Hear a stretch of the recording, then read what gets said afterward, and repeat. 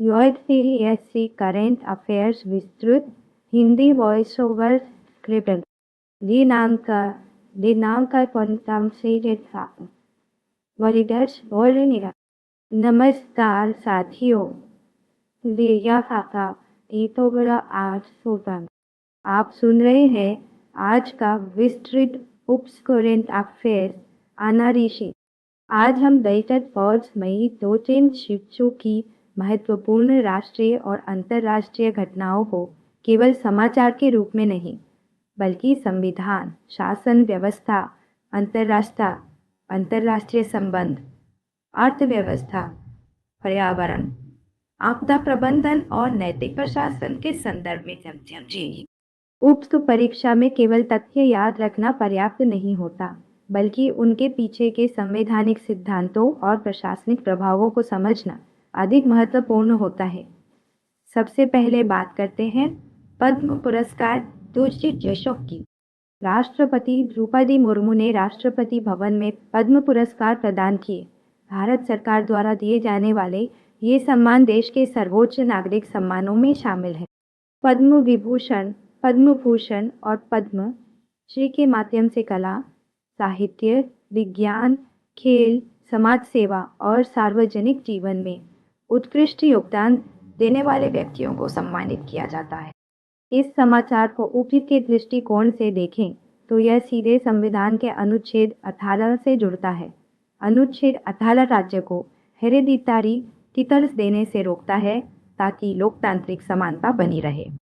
हालांकि राष्ट्रीय सम्मान जैसे पद्म पुरस्कार अनुमत हैं, क्योंकि ये किसी व्यक्ति को विशेष कानूनी दर्जा या वंशानुगत अधिकार नहीं देते। सुप्रीम कोर्ट ने बालाजी राघवन बनाम भारत संघ मामले में स्पष्ट किया था कि पद्म पुरस्कार संविधान विरोधी नहीं है जब तक उनका दुरुपयोग राजनीतिक या सामाजिक विशेषाधिकार के रूप में न हो। ये समाचार भारतीय लोकतंत्र में मेरिटोक्रेसी यानी योग्यता आधारित सम्मान प्रणाली की अवधारणा को भी दर्शाता है। अब बात करते हैं नेट पेपर लीक मामले। सुप्रीम कोर्ट ऑफ इंडिया ने केंद्र सरकार एनटीआरबी से जवाब मांगा और कहा कि परीक्षा प्रणाली में बार बार होने वाली गड़बड़ियां गंभीर चिंता का विषय है। यह मुद्दा केवल परीक्षा तक सीमित नहीं है, बल्कि ये संवैधानिक शासन और युवाओं के भविष्य से जुड़ा प्रश्न बन चुका है। संविधान का अनुच्छेद 7 सभी नागरिकों को समानता का अधिकार देता है।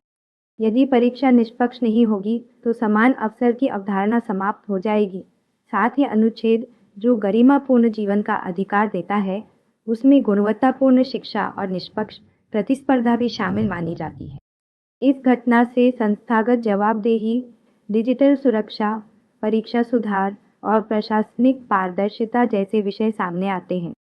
उक्त मुख्य परीक्षा में इस प्रकार का प्रश्न पूछा जा सकता है कि प्रतिस्पर्धी परीक्षाओं की विश्वसनीयता लोकतांत्रिक शासन के लिए क्यों आवश्यक है। इस संदर्भ में तकनीकी सुरक्षा, आय आधारित निगरानी और स्वायत्त परीक्षा निकायों की आवश्यकता पर चर्चा महत्वपूर्ण हो जाती। अगला महत्वपूर्ण विषय है असम में यूनिफॉर्म सिविल कोड बिल का प्रस्तुत होना। असम सरकार ने विधानसभा में उच्च बिल पेश किया जिसमें बहुविवाह पर रोक, विवाह पंजीकरण अनिवार्य और लाइव इन रिलेशनशिप जैसी व्यवस्थाएं शामिल हैं। ये मुद्दा सीधे संविधान के अनुच्छेद 7 से जुड़ा है, जो राज्य को सभी नागरिकों के लिए समान नागरिक संहिता लागू करने का निर्देश देता है। अनुच्छेद 10 directive principles of state policy यानी डीपीएसपी का। हालांकि ये न्यायालय में बाध्यकारी नहीं है, लेकिन शासन के मूल सिद्धांतों में शामिल है।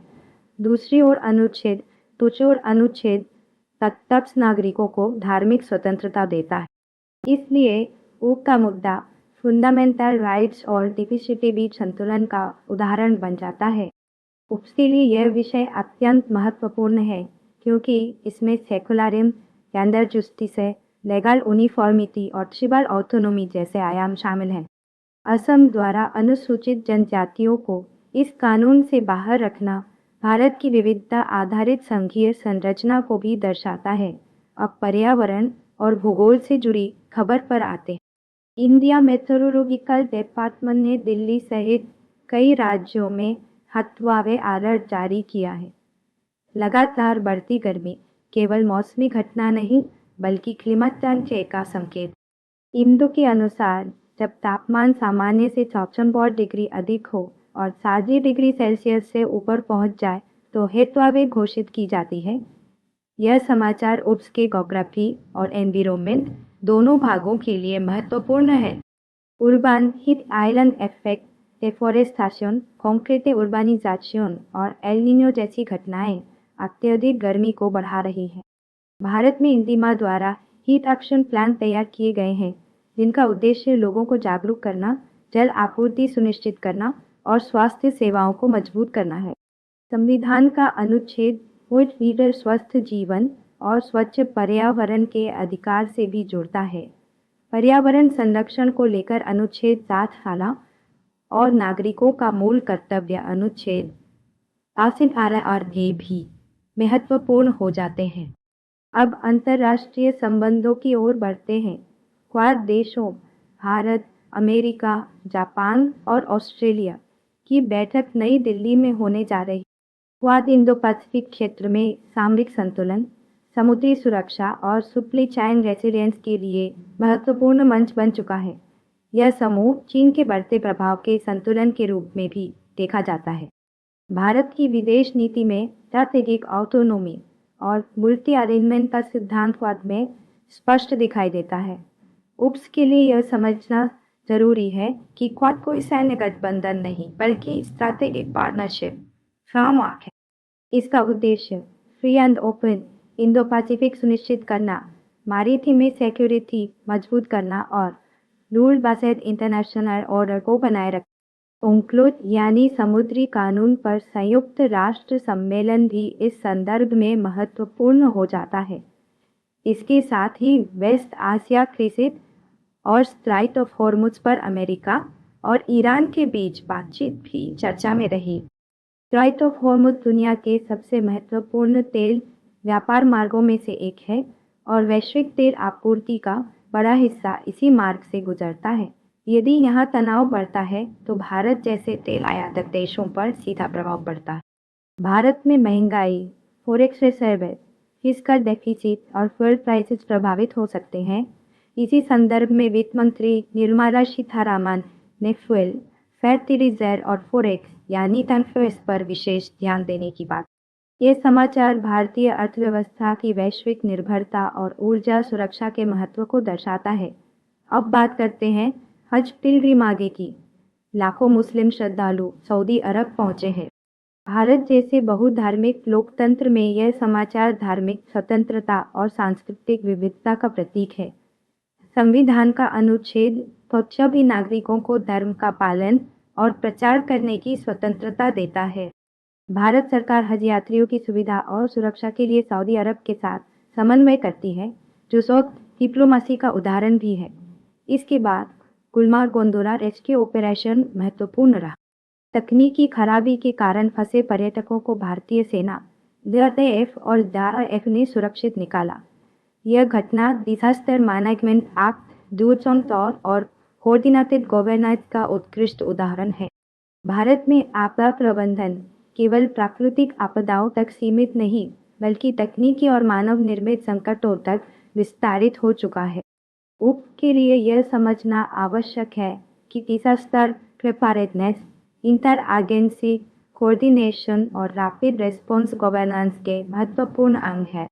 खेल जगत में नॉर्वे चेस लीजन शीलोक और एशियन अंडर रेसलिंग चैंपियनशिप में भारत की सफलता भी महत्वपूर्ण रही।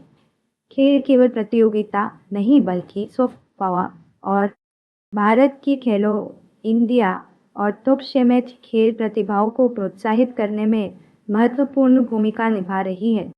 संविधान का अनुच्छेद 4 राज्य को नागरिकों के स्वास्थ्य और पोषण स्तर को सुधारने का निर्देश देता है, जिसमें खेल संस्कृति भी अप्रत्यक्ष रूप से शामिल।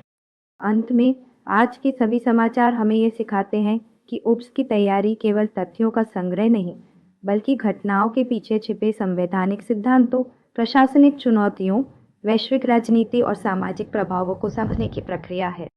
जब आप किसी समाचार को संविधान, शासन व्यवस्था, अर्थव्यवस्था, भूगोल और नैतिक प्रशासन से जोड़कर देखते हैं, तभी वास्तविक विश्लेषण विकसित होता है। धन्यवाद। जय हिंद।